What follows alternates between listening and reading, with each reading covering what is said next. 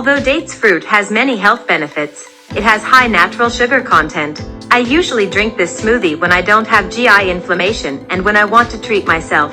I put the link down below to one of the videos that talk about the benefit and the sugar contents of dates fruit. In the comments section below, let me know if you had made dates smoothie in different ways or if you tried this recipe and liked or didn't like it.